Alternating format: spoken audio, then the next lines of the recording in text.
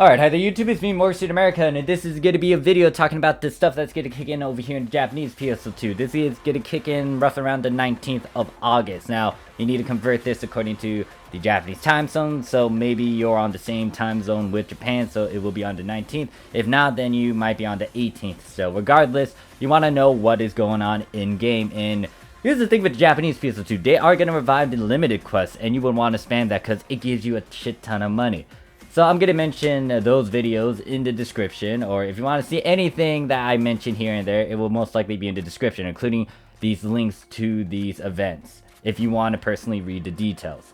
So, let me give you a heads up and explain which events are going to end. This is important because if you don't know about it, or if you want to make sure you use these things before they disappear, you will want to use them. So the biggest thing is, for the web panel event, there are two events that are going on currently.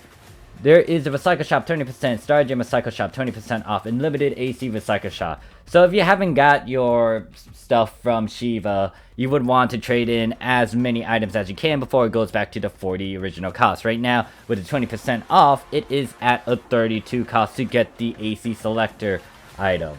Same, well, the Recycle Shop is different, but at the very least, like, it lowered down some of the items that you will want to try to get. For example, the 4-slot protection items. If you don't know what those are, I already made a video emphasizing on them.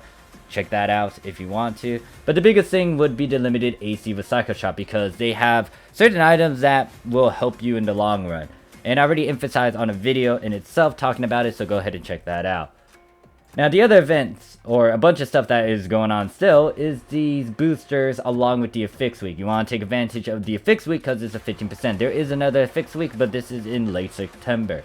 So, with the event that's going on as well, there is a +1 login stamp. So, instead of just getting one stamp, or maybe two stamp, you'll get an extra one. So, if you got two stamp for being a premium, for example, you'll get another one. So, it's now 3 stamps. And if you're a regular member, instead of just getting one, you'll get a second one. In terms of the casino super boost, there is such a thing. It does get announced here and there. Just pay attention in-game. And then there's also a 100% gathering fever rate. That is a boost towards your mining and fishing. I haven't made a video about it, but I will in due time. There is also 100% in battle coins and challenge miles. I wouldn't really stress on these unless you can get the star gems from there, or other cosmetic items, or something that would catch your interest from the shop. Biggest thing would be the boost and towards affixing and grinding. The 10% grind success rate, the plus 15% new type weapon experience, and the 15 affix success. Now, I will be pumping out a bunch of videos, most likely by tomorrow or somewhere in this week, showing you guys some of the things that I've been doing. But that is what is going on right now, and this will end on the 19th.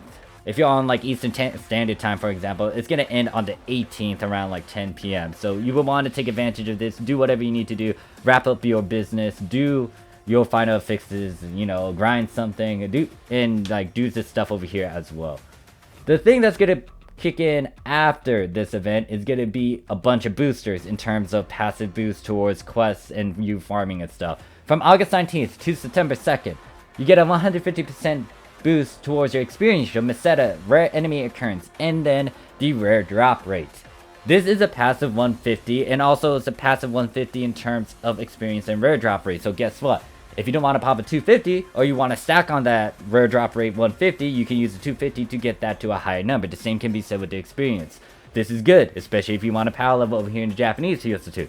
I will have to talk about the campaigns in their own separate video, but I am going to mention them in this video.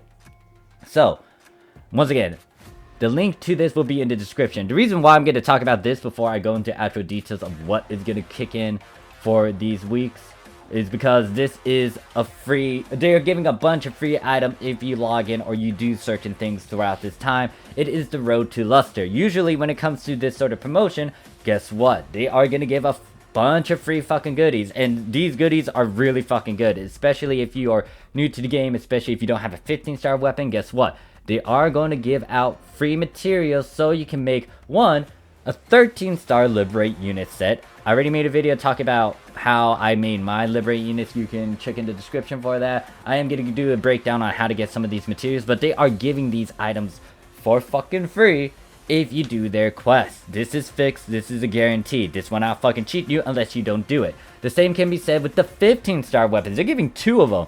A Liberate / and a Lighstream.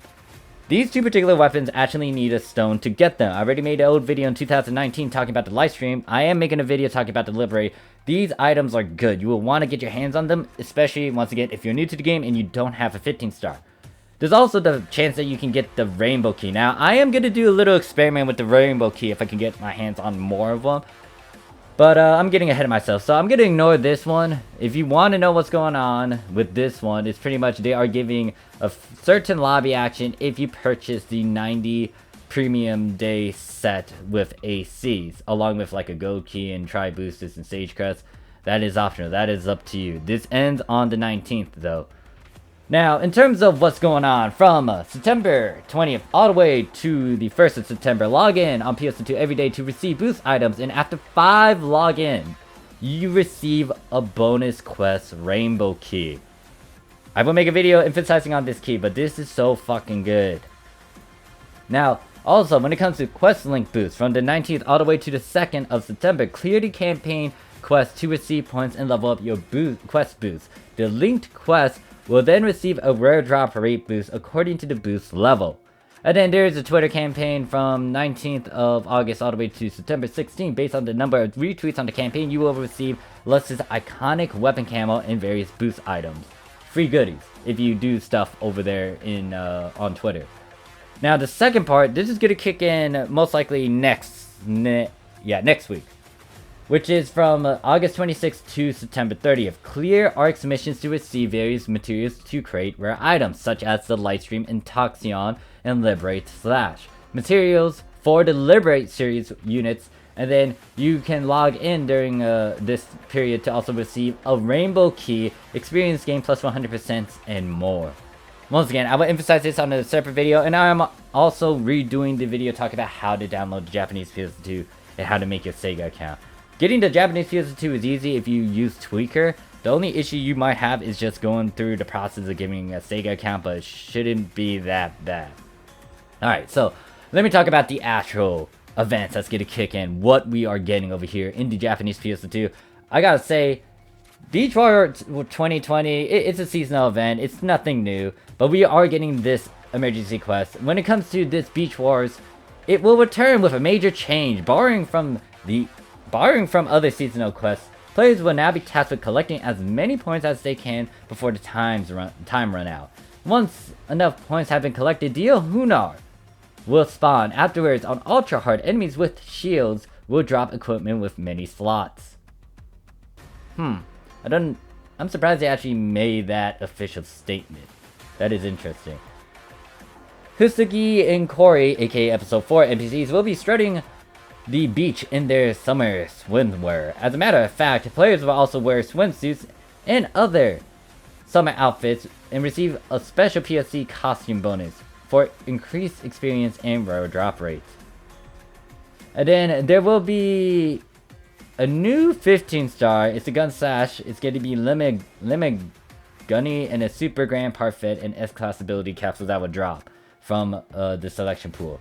Now, you will be able to see the summer NPCs. The heroines of PSO2 will be in the shop area boasting their new bikinis. Clear their client orders for their partner cards in Mag Device. Evo Device Oka. That sounds like a fucking whale.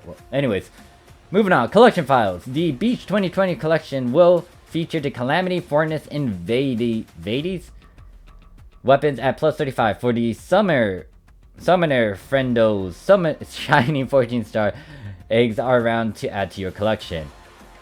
Apparently they add this thing over into Tokyo. This shop appears once again in the Tokyo field. Be sure to stop by when visiting Tokyo for your weekly screenshots. And then Road to Luster.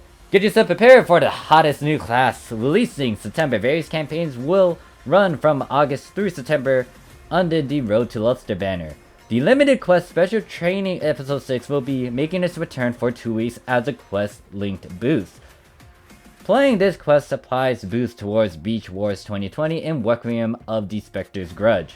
And then we are going to get a new scratch in terms of the new bikinis that the NPCs are wearing and some other things as well. So yeah, let me give you guys my opinions and then we'll watch the video and conclude the video there. So this is new, but at the very least they'll get it updated to the point where it's quest collecting.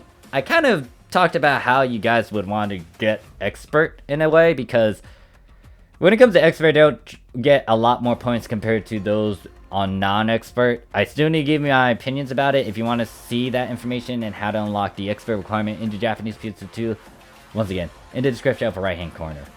Other than that, yay, new weapons and stuff. Some area NPCs, if you really want to get their card and their look, you should go ahead and talk to them and get their client orders. Collection files, you would want to do this. Like, in terms of getting materials you need to feed your 14 stars or 15 stars and other things, you'll want these plus 35 weapons. Now, this is going to be a big one. I'm going to emphasize this heavily. That limited quest, the second one, not the first part of the special training one. They might do 1 week of the first part of the special training one, and then they're gonna do maybe the second week for the other one, or maybe it's just 2 weeks for this one, and then the other 2 weeks is gonna be for the one with Austere. I already made videos talking about this, especially during the 8th year anniversary.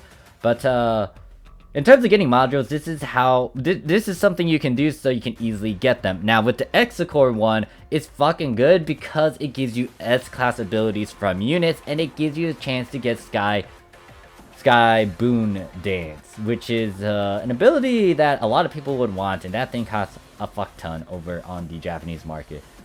Other than that though, that's more content for us to farm out and do, especially with this campaign that's gonna kick in. And I mean, the biggest thing is trying to do the one on the 26th all the way up to the 30th. Giving us these quests to do would, one, stop us from being bored and not doing as much, and, you know, get us away from Divide Quest again, because, like, Divide Quest is good. You need to farm the Divide Quest, especially if you want to get a Puros and Still. I am going to make a video talking about that soon, because I need to make my Puros and Still. But this is just more stuff for us to do over here in Japanese PSO2, but because even though there's like an fixed week going on, in terms of the actual quest we need to run, there weren't a lot of good ones. I mean, you still want to farm Divide for sure, but in terms of like things that people can use to level up and stuff, you're gonna have to wait for certain things like the featured quests and all that jazz. But this coming around, it gives us more supplies, more things to help us in the long run, especially when it comes to the road to Luster.